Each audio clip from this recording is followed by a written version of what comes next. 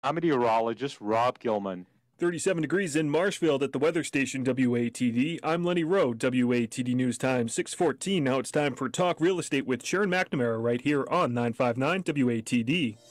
Now, Talk Real Estate, sponsored by Boston Connect Real Estate Services. Hi, I'm Sharon McNamara, and you are listening to Talk Real Estate. Let me share a little bit about my background before we get started. I am the broker-owner of Boston Connect Real Estate, located on the South Shore, and I have been working as a full-time realtor and sales and marketing consultant for home buyers and home sellers for the past 15 years. My unique approach to assisting my clients to the next chapter of their lives is driven by being a team player and by offering them continuous training, education, advising, and mentoring. Every week, I will be providing you with real estate topics ranging from home buyer and home seller advice, legal matters, insurance binders, flood insurance concerns, action questions, environmental worries like radon, lead paint, and mold, mortgages and loan programs, staging tips and ideas, real estate contracts, market trends, home values, and more. Same on this end. If you can get a little bit closer to your microphone. If you have a headset with a microphone, maybe earbuds or something, those might help as well. We love to talk real estate. If you missed any of our shows, you can listen to my podcast at Talk Real Estate Radio. It still works. Don't worry. It's just a volume preference. If you would like one consultation with me regarding your home sale or your home purchase, you can connect with me Otherwise, we're good to go where we're at. or 781-826-8000. Now, sit back, relax, take good notes, and let's seems a little talk bit better, real yeah, estate. but if as loud as you can get, we'd be good. As loud as I can. Hello to all my South Shore neighbors. I think we are on. This is Sharon McNamara, and you are, of course, listening to Talk Real Estate Roundtable with Sharon McNamara, hosted by Boston Connect Real Estate. I'm here with my crew tonight. Hello, Mary Baker. Hi, how are you? If I was any better, you know where I'd be. In a couple more weeks. In a few more weeks, I will be on vacation. So hopefully that will all still plan out accordingly. We also have Melissa Wallace with us. I almost said Melissa Baker. You're marrying into the family. I don't even have a joke for that. Yes, and very excited. I mean, our topics for this year so far have been great. I mean, last week we had the conversation about feng shui, and we had Carrie Miller on, and she was wonderful. This week here, we actually have another guest with us this week, and I'm really excited about this too because she's going to bring some some smart numbers and intelligence to our way. We know how you love your stats. I know I love my stats. I didn't even tell her that earlier because I didn't want her to feel like too much pressure to give me too many stats. So, but tonight we do have with us Karen Horn. And I love your name, Karen, by the way, because like my best friend's name is Karen, and like to be a Karen right now is not a really cool thing. To be a Karen is super, super cool. So my friend has a good answer to that one when people say, oh, your name is Karen. And you say, well, not that kind of Karen. Exactly. So, so again, we're just trying to, just a little bit of audio, I think, with Karen tonight too. So I'm not sure why maybe the microphone or something on your end, Karen. I don't know if you've had this problem with Zoom or not before, but if you can talk nice and loud into your microphone somehow, that would be great. And maybe Ben can help us out on our end as well.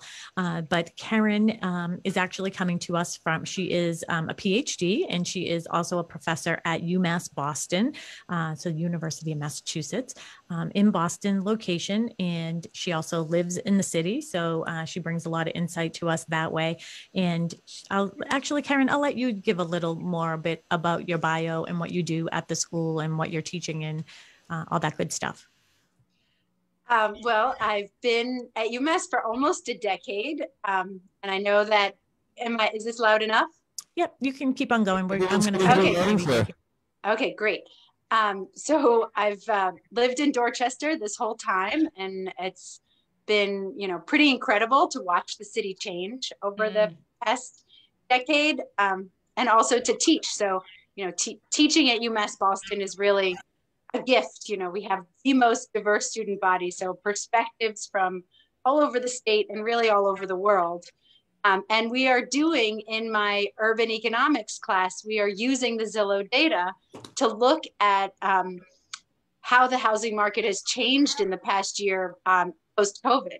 So we are, my students are really digging deep into the Zillow data And it's really fun. So, and that is one of the things when I was doing my research, but we're seeing it ourselves. I mean, Mary on our team here, she, works with a lot of our buyers, and we have a lot of first-time home buyers, and it's just been so difficult. So what I feel like we're seeing is, unfortunately, because, and we will get into the root of all of what we're talking about, just so our listeners know, here in WATD, we are talking about the impacts of low inventory and how that affects us, how it affects the real estate market, and just the, basic economics of real estate and economics of everything, really.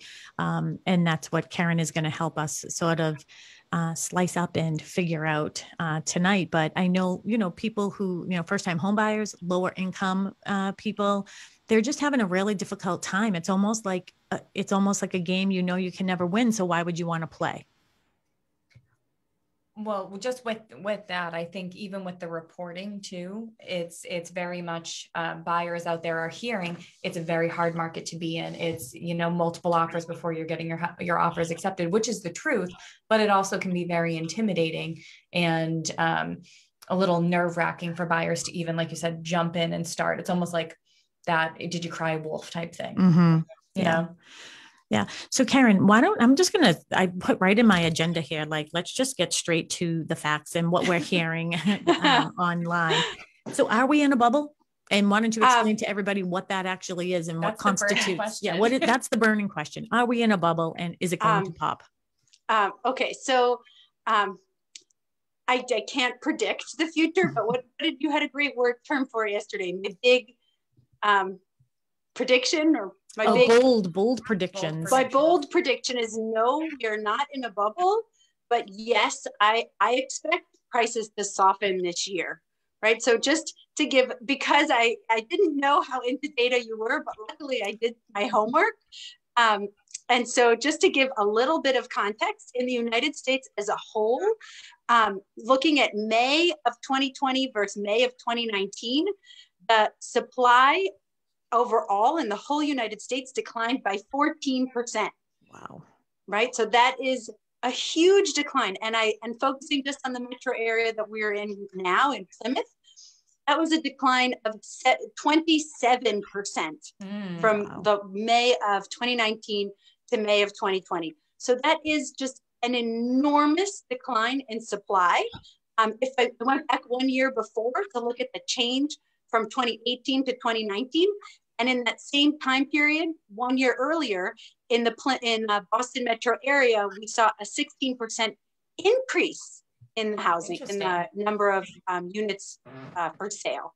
So that's just looking at Zillow posts for single family, condos, and co-ops. So it's not multifamily, but that's, I think, the market that we're focusing on. So that's a huge shift, right, in what happened. And I really think that's COVID driven, right? So in May of 2020, people were really nervous to put their house on the market. I think you know this better than I do. And so I think that a lot of the supply constraint around the country was driven by this anxiety of, it's a very uncertain time. And so a lot of people were holding back. And so I do think that May of 2021 will look different. We are still in January of 2021. We are still below where we were in January of 2020. Mm-hmm. But I think supply will, rebound. I think people will be more confident, especially given the huge price increases. So more statistics for you that in the US as a whole, the annual increase was we saw a 5.5% increase in housing prices from 2020 to 2021, looking at the January numbers. And in the Plymouth metro area, there was an 11.6% increase in housing values. So that is just huge, enormous compared to the year before that, which was a 1.3% increase. So that is just, we feel it, right? We feel it in real time. That is a huge change. Mm-hmm. And I think that my prior is that it's driven by this incredibly constrained supply. Yeah. So supply is so constrained. And I don't think that we saw a decline in demand, particularly in, the beautiful suburbs of Massachusetts, where, people want, everyone who shifted from working in an office to working from home wanted more space, right? We're spending a lot more time in our house than we ever have before. And so I don't think we saw declines in demand for housing. We won't know for a little bit longer about the mobility. My students and I are really, really interested in, well, how many people are leaving Boston? Oh, okay. So that question, it's not showing up in the house price data, but we can't really peel it apart until we actually get the mobility numbers, which we won't have until later this spring. And you were saying you get those numbers from Zillow. Is that where you're getting those numbers? I'm getting house price data. Yeah. So the house prices, the rents, the inventory, Zillow. I'm an advertisement for Zillow. They are doing a tremendous public service by posting all of this data for free for us, for academics to use, and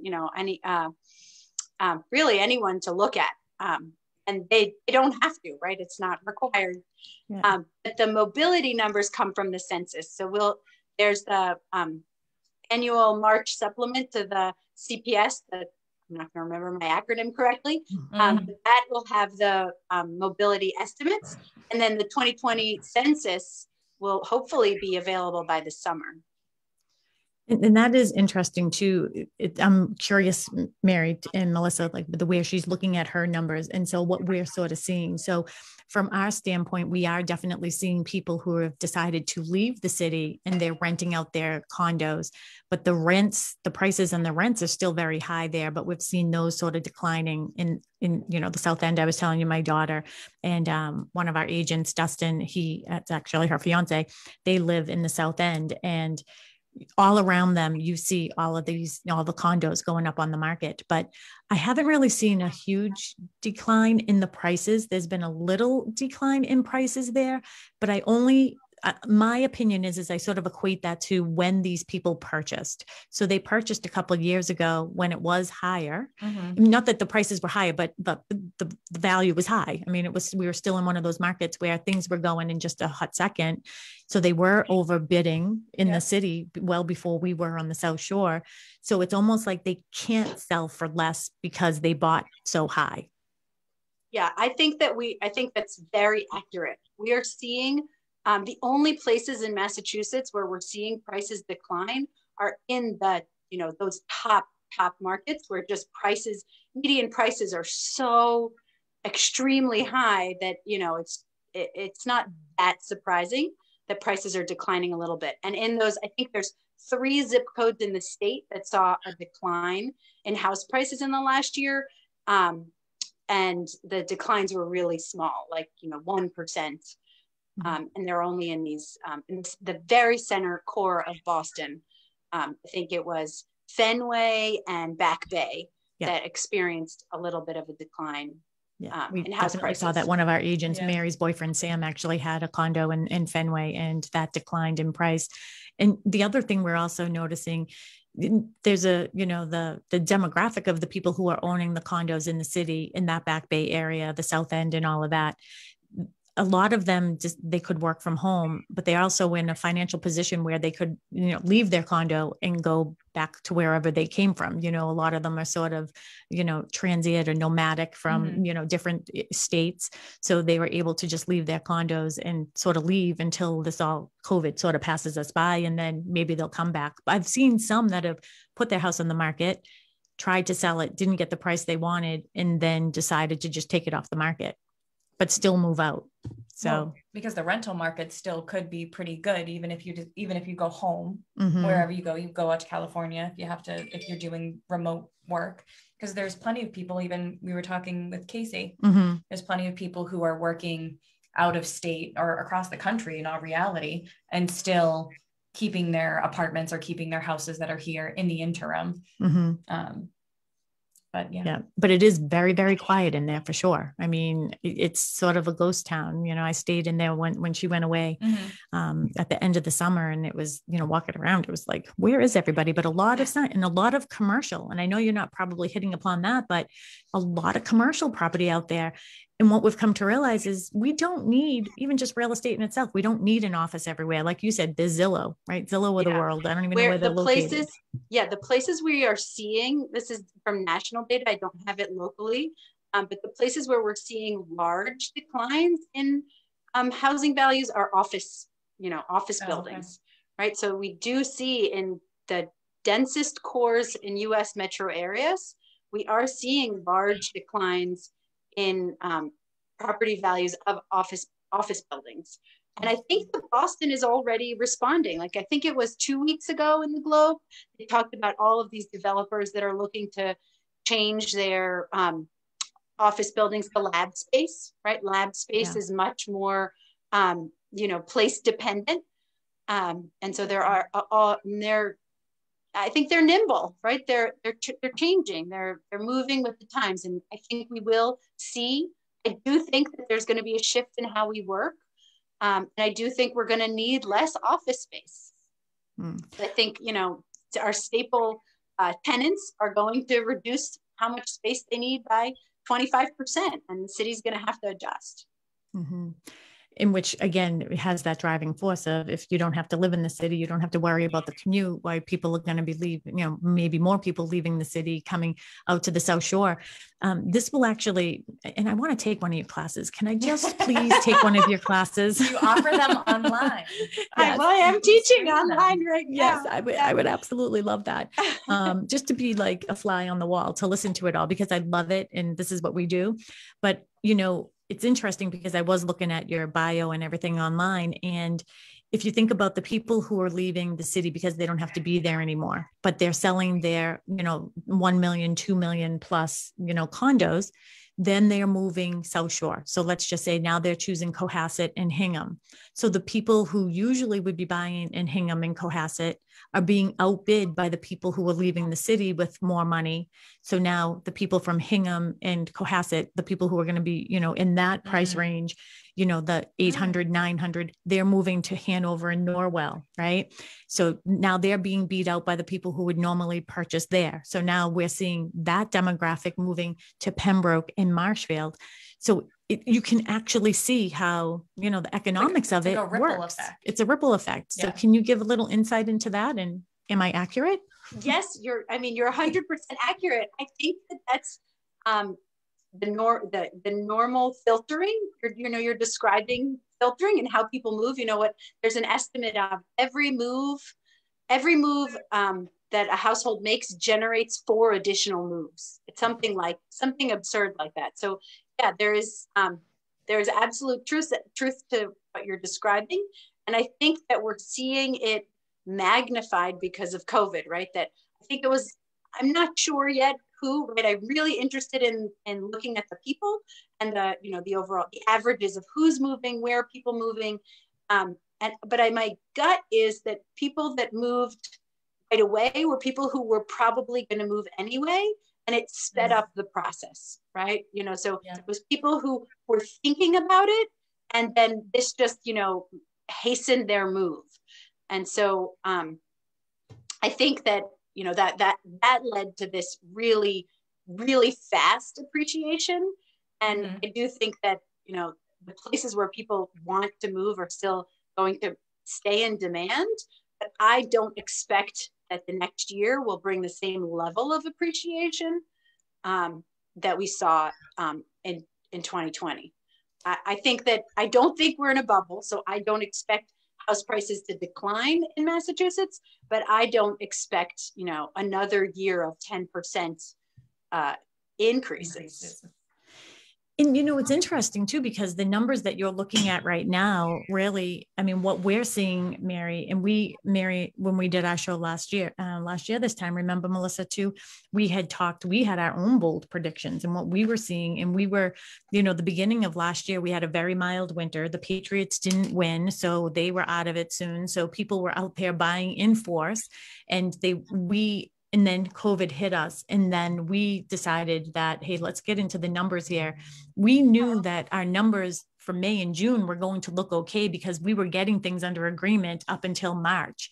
it was after that we saw a decline, because that's the time period where people stopped buying was March. Yeah, so April 2 months when it really stopped. Yeah, so 2 months later we weren't seeing that. But I'm just wondering how long. So I've been doing this for almost 20 years, I guess now, and I'm really having flashbacks of 2004, 2005, when buyers were buying with emotion. It was very rushed. It was rapid. There was hysteria in the streets. The sky is falling. And I'm feeling that again. And I don't like that feeling. I feel bad for the buyers. I'm primarily the listing agent on our team. And, you have all these wonderful people coming in that want to purchase the house. There just isn't enough inventory. And buying with emotion right now. So it's, we'd like to say, Karen, and this is your first time really, talking to us, but we've been saying there's the assessed value, what your town is going to tell you from 2 year previous. There's the appraised value, what the bank is willing to pay. There's the market value, what we say as marketers, what we feel as if we can get you based on market statistics. And now this thing that we've been dealing with for a year is emotional value. But people are buying homes. One just sold in our town $100,000 over asking. So when does it stop? And how long will the appraisers stay? Like, how long will the appraisals stay up with it? Well, I don't know. I don't know. Yeah, those are she's really loaded with tough questions over here. That's a really hard question, and I'm not sure I'm going to do it justice. But I can say a few things that, the things that we look for when we're worried about, is it a bubble, right? Like, is this really, panic, is the appreciation panic driven or emotionally driven, right? As you're saying, and not driven by fundamentals, market fundamentals like supply and demand. And so what are some of the fundamentals that the jobs, right? And the Boston metro area is still, there's a very high unemployment rate, but the jobs, the middle, the higher income, the biomedical industry is really strong. Amazon just, leased a whole nother building. And so I think demand for work, and we have seen incomes grow this year, not as fast as they grew the year before, but they have continued to grow. So we would worry if we saw, rents declining, which we are seeing rents declining, but we're seeing rents softening in places that, previously had very, very high rents. But I do think that the combination of, are the prices not driven by rents and earnings, that's the worrying sign. And so I think that we are seeing income still grow. And I hope that we do see supply rebound and people feel more comfortable to list their home. Part of it is also, are we building? In Boston, we're building a lot, right? So Boston in the last decade has built a lot, not just office buildings, but also condos, right? Condos, rental apartments. So supply has grown. But the suburbs of Boston have not, right? So the building has come from the center. Newton is doing a decent job. Cambridge is doing a somewhat decent job. But, in order for supply to continue to meet the demand in the area, we do need more places to agree to build. So, that's my grievance. We need to build more. Yeah, right. Mm-hmm. We do a lot of new construction in the South Shore. And that's one thing that we kind of find ourselves always saying is we can't build it faster. Like all of our new construction, we work with, not one specific, but we work with Stonebridge Homes. And they just opened a new community in Bridgewater, and they sold out completely in 3 weeks of their first phase, which is almost unheard of. It's just insane.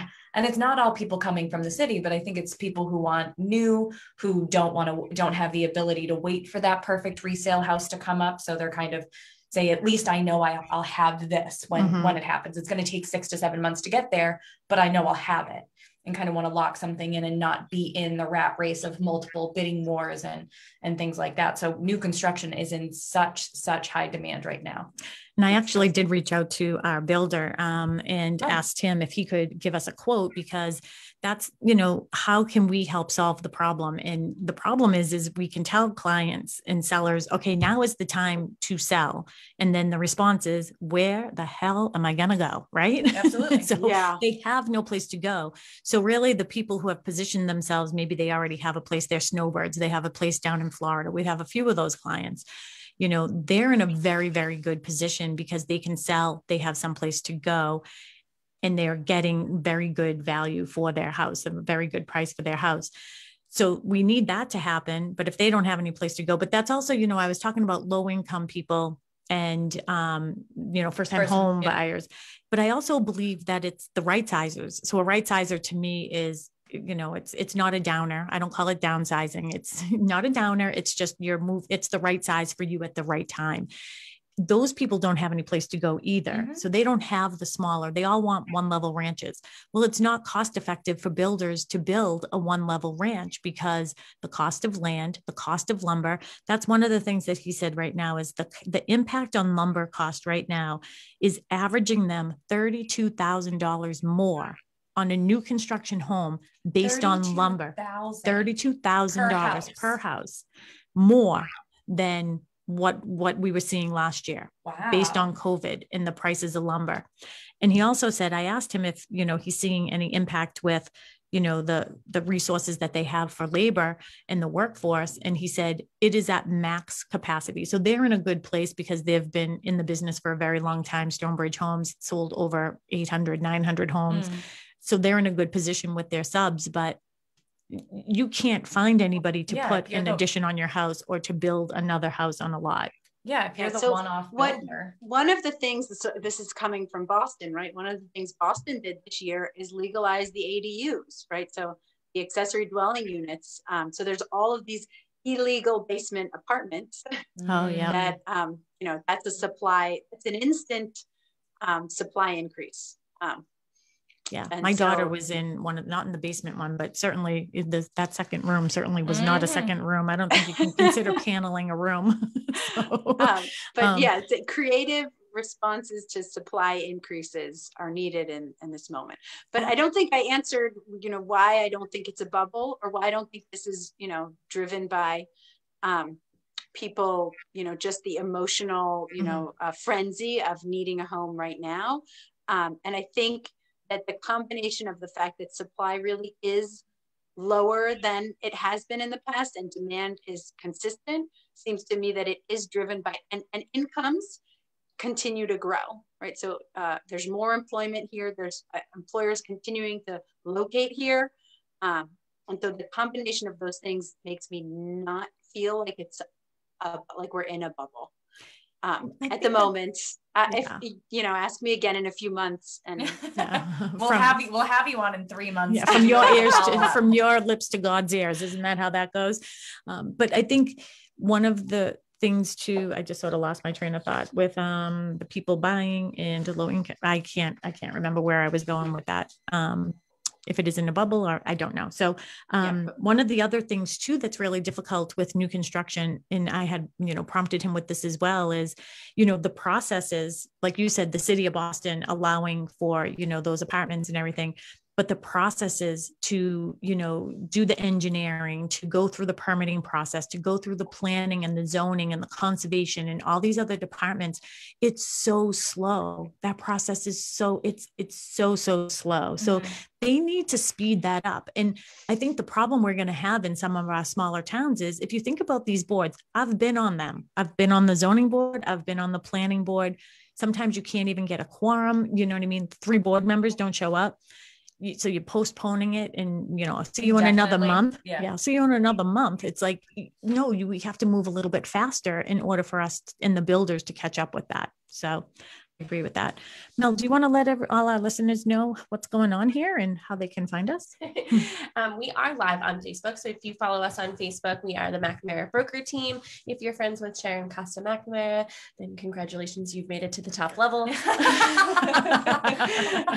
can follow us on Instagram as well. And then you can also give us a call here at the office too. So you can go to bostonconnect.com. You can listen to any of our past shows on talkrealestateroundtable.com. We're on Spotify, Apple, what is that? Anywhere you get your podcast. You can Google us and you can find all the good things because we've never done anything bad. And can you give everybody the number to the studio? Because Ben is there at the studio. So if anyone has a question for Karen, that would be great. Yep. So the number is 781-837-4900 and Ben will transfer your call to us. So Mary, any questions for Karen? I'm sort of hogging the microphone the past 2 nights here because the past 2 weeks you get fired up and you're like, I know. As soon as I heard you today talking about stats, I was like, this was going to be a Sharon show. We've lost her to statistics. And I am going to listen in on one of her classes one day. I promise you that. I will gladly share the Zoom link. You would be a terrific. We'll be. Yes, I'll be quiet in the background. I can't promise you. No, I will be. Questions. I will be. So, Mary, any questions for Karen? Or Karen, are there any things that you want to bring? Because we have 20 minutes left in our show, but I want to make sure that you're getting everything in that you wanted to share with us. But I think that the concern of first-time home buyers and lower income households and how, we're going to continue to have a thriving metropolitan area and state economy we need housing. We need more affordable housing. That is a really, really big problem. And it's something that the whole state, needs to be aware of, right? Like it is great I own my home. I am very happy when my house continues to appreciate. But, knowing that North Dorchester, where I live, 10 years ago used to be an affordable neighborhood and it's not anymore, doesn't sit well with me. It sits well with my pocketbook, but not well with my, with my ethics. Like, we need affordable housing in order to continue to have a robust economy. It needs to be possible for, middle and low income households to live here and thrive here for us to continue to grow our economy. So, and it really is sad, Karen, because it's almost like you were in my office one day last weekend. Somebody called me and we have a new listing that's going to be coming on the market in Dorchester and it's a 2-family. And then I have another call I have to make to somebody too in Hyde Park. And that's another multifamily. And our team, it was like 2 winters ago, I guess 2 years ago, a year and a half ago, we had in Dorchester up in Pope's Hill area. And so like off of Adam Street in that area, we had a 3-family and we put it on the market. It was an estate sale. And we ended up with 24 offers on that? Yeah, like 26, 24, 26 offers. Yeah, 26 offers on that property. And I'll never forget, for me, as we're walking through, and again, I can't fall in love with people. The decision is not mine, but I do remember this young girl coming up to me and she was with her real estate agent. And she's like, I just really want to live where I grew up. And I can't afford to, I know I'm going to get outbid by all of these people. It isn't even worth it to me. And I said, please put your offer in. I really want you to put your offer in. You never know, because people make decisions, you know what I mean? I don't know, they can't make your decisions based on, housing and, not affordable housing, but housing laws. Yeah. You can't make your decisions based on that, but you never know. So but it was sad because she knew that she's never going to be able to live in, the part of the city that she grew up in. That's hard. Mm-hmm.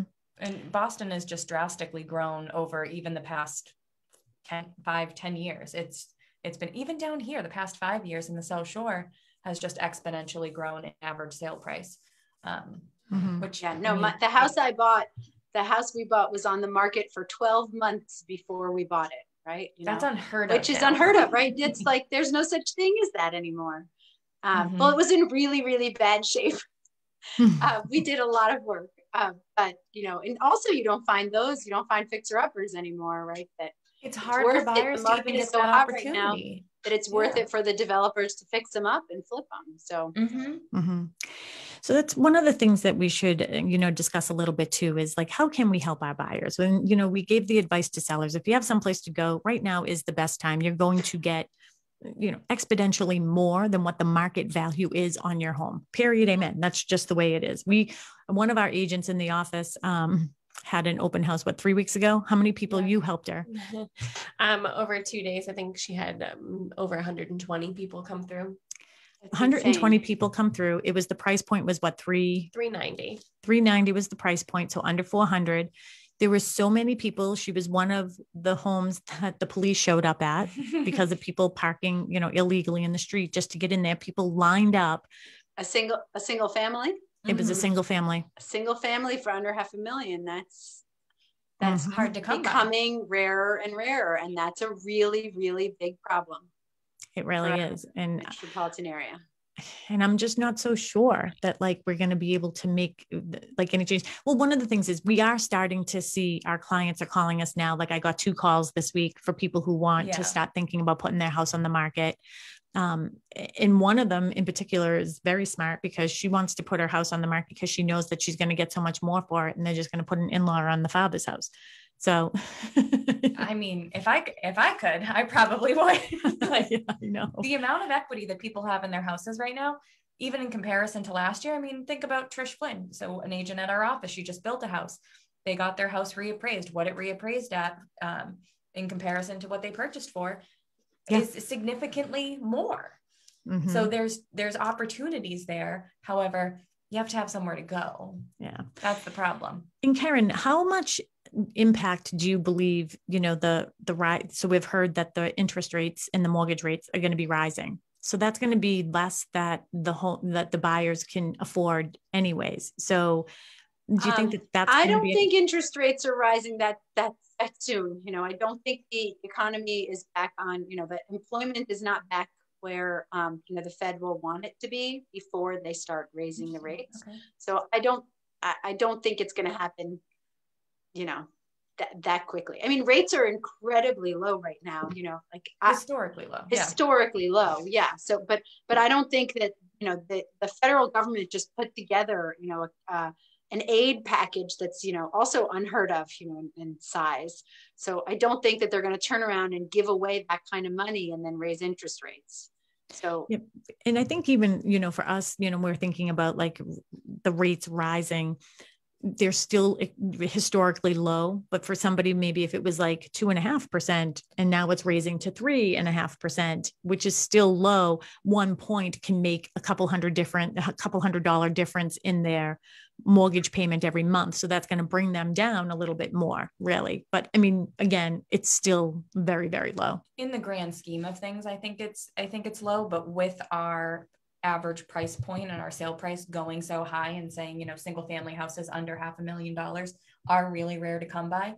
The affordability for that first time home buyer, the interest rate being low is what's giving them the ability to be in the market and compete. So taking away that interest rate, the sale price isn't immediately going to decrease or level off. So they're not going to be able to afford as much. And then they're going to go into houses that maybe they don't have the money to fix up or be pushed out of the market entirely. Which we have seen. Stay a renter for a few more years. Yeah. And which isn't a bad thing. I mean, we have talked to people about renting. I mean, there really isn't anything wrong with renting if you're going to. it's a good time in Boston to rent, right? Because you can get a really good deal at this moment. I told my students that they're looking to rent in Boston. I'm like, now is a good time to look to rent in Boston. The rents are, you get a nice lease and a nice landlord, or give you who likes you and I'll keep you for a few years. It's a good time for that. So, and that's exactly what I would do, is I would lock myself in for a few years with that. Yeah. If you're a good tenant, and a landlord's going to want you. And if your students need any help, Dustin Hughes, who is my daughter's fiance and he was our team member, but he's going to be concentrating on the city. He's helping all of the renters out there right now. But a good example for them is they're in a 645 square foot apartment that's a condo that was on the market for $799, which just blows my mind. But the rate that they were paying right now was, let's just say it was 3,000. It was around there. Now you can get a 2-bedroom for 2,600 in the same neighborhood. So that is a huge difference to save $400 or $500 a month that way. So they should definitely. I also think that some of the office buildings will likely be converted to rentals, so I do think that, and if that happens, if we do see that many more rental units being added to the market, we may see rents continue to, stay reasonable. We'll see. Only time will tell. But I wanted to add one more thing, that the ability, I think that the Trump tax reform, where you could no longer write off your property taxes, that's being undone. So I think that's actually really good for Massachusetts. Yes. Where we do have, higher taxes. So we will be able to, I think, write off our local, state and local taxes. And so I think that will continue to help support the Massachusetts economy, because at this point, right, we are competing with all of these states that don't have taxes. Compared to us. So. Well, that's where we're going to do a snowbirds show on snowbirds. And it isn't just because they want to get rid of, the snow, they want to get rid of some of the taxes. So that's my parents. My parents are calling me from Florida. Guess what we did today? It wasn't 14 degrees where we are, and we're not paying property tax. They pay property taxes. They're not paying income tax. Yeah. One of the things I was saying earlier when I had lost my train of thought is, you bring up the whole thing about Boston, and we are so fortunate to live in this city, in the suburb of the city, because we are the hub of education. We are the hub of medical. We are the hub of finance. We really do have so many opportunities and driving forces that are keeping people in Massachusetts and in Boston and bringing them into our city. So I think that that's all good news for us. And New England is so beautiful, even in the winter. So, yes. I think that, is also, in addition to the thriving economy, which I do think will continue to be strong. I also think that it's a really beautiful place to live. Yes.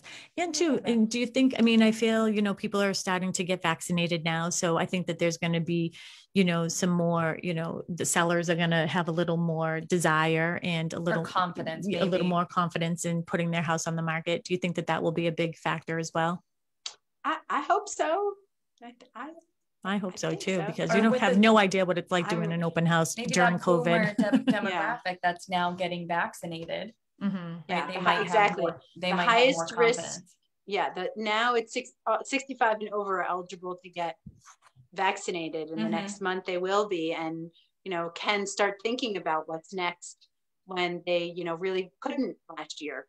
Mm-hmm. Right. It always seems when we have a bad winter too, we do have more snowbirds that year. So we haven't had a great winter, so maybe we'll see more inventory coming on than we did last year, obviously.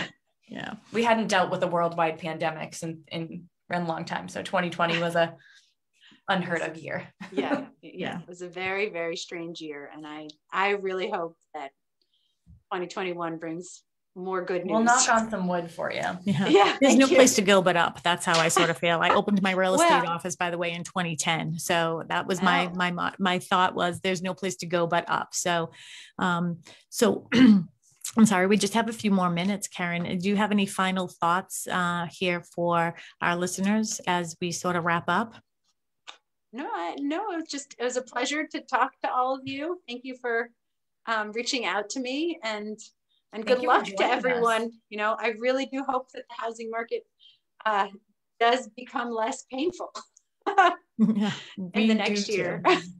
and that's the thing too, is we have this holistic approach to selling real estate and working with our clients, and we really truly do believe that for us it's more about the relationship. I don't look at a person and say, oh, I have a house to sell. I have a family or a person or whoever, a buyer to help and assist in this process.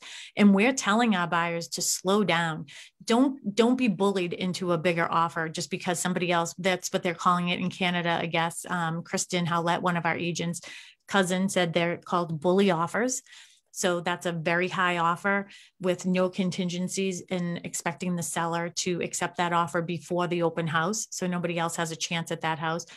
That we're telling our buyers, don't be bullied into buying a house. It's not a good feeling that first night at, laying in bed with your eyes staring at the ceiling saying, what the heck did I just do? As you have droplets of water popping on your head, so take your time, and, the right one will come up, but I never want anyone to overpay for a house. Be resilient. Yeah. Be resilient, be determined. Yeah, absolutely. So Mel, how about any questions on Facebook or anything? No questions on Facebook. Wow, it's a quiet night tonight. We must have really been intriguing our audience tonight. What do you think? Is Ben still with us? I feel like this is the hottest topic. Yes, Ben is still with us. Ben, do you have any questions for Karen? And now is your opportunity. Well, sure. I mean, we have a couple moments left. I would say, what's the best suggestion for, and quickly, I know this is kind of in a nutshell here, for younger couples starting out, like wanting to do what their parents and grandparents did, but like you ladies have been saying, finding the brick wall of, well, gee, if you guys don't have, $80,000 laying around, you're not moving anywhere. What would be your advice? Yeah, the advice is to just keep on saving. And honestly, there's nothing else you can do, because 100%. And that's one of the things we're looking at when we have multiple offers. I have a spreadsheet, and one of the things we're looking at is how much money are people putting down and really risking, because they're not going to walk away from that. So my advice really is right now, if you're going to buy, you're going to buy at a high time in the market.